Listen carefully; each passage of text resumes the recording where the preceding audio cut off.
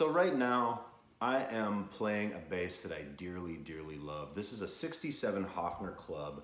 Now you might recognize this. It looks a little bit like a bass that Paul McCartney would play. He played a different shaped one, sort of a violin shaped bass. I'm too vain. I'm like really tall, kind of a big guy, and I feel like the violin bass looks sort of silly on me, so I play this one. It's called a club. But the sound of this bass is super iconic, really short, punchy. It's got this like, for anything Beatlesy, I'm gonna play this with a pick. I don't know that Paul did, but no, it's and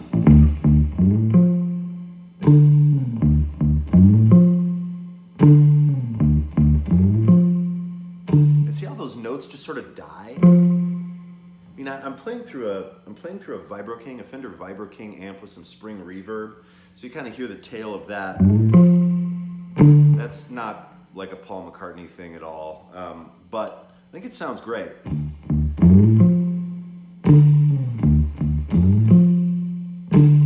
And I will say this, like, I'm actually doing a bunch of things right now that are sort of considered no-nos. Like, check it. If an old white curmudgeonly dude comes up to you in music, and especially like when you're young, and tells you about the things that you shouldn't be doing, or the things that you're doing wrong, or the basses or strings or amps or pedals that you shouldn't be using, maybe just like disregard. Maybe just think in your mind that guy's got some stuff that he didn't accomplish in his life and he's taking it out on you. That is my advice for you. Because I'm doing all these things that I've been told over the years, like, oh, bass players don't do that. Like, bass players shouldn't play short scale basses. Well, Paul McCartney would disagree. Like, bass players shouldn't play with picks. Well, there's so many, Chris Squire, tons of, like, Bobby Vega, so many people that would disagree. Like, oh, flat wound strings? No, they need to be round. Like, all this stuff, right? Like, this is a guitar amp. Like, oh, you can't play bass through a guitar amp, clearly. Like, reverb. Oh, you can't. Right? I'm doing all these things that are no-nos. But guess what? It doesn't matter.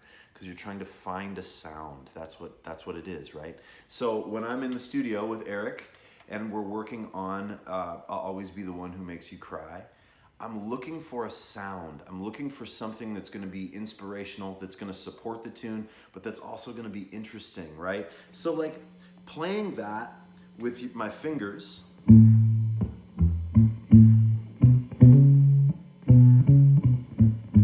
which is like what you're supposed to do, it's fine. It would be totally fine. But there's something with a pick, this sort of percussive bounce.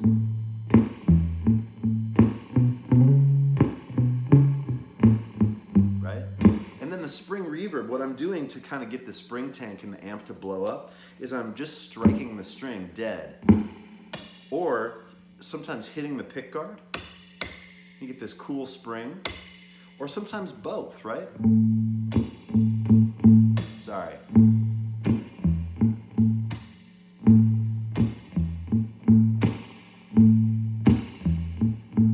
And then it almost becomes like a snare drum. And so that's sort of the approach I'm using on I'll Always Be the One Who Makes You Cry. It's a beautiful song, and I loved getting the chance to play on it, and I just didn't want to screw it up, but I also didn't want to play it safe. So break a few rules, chase the sound that's inspirational to you.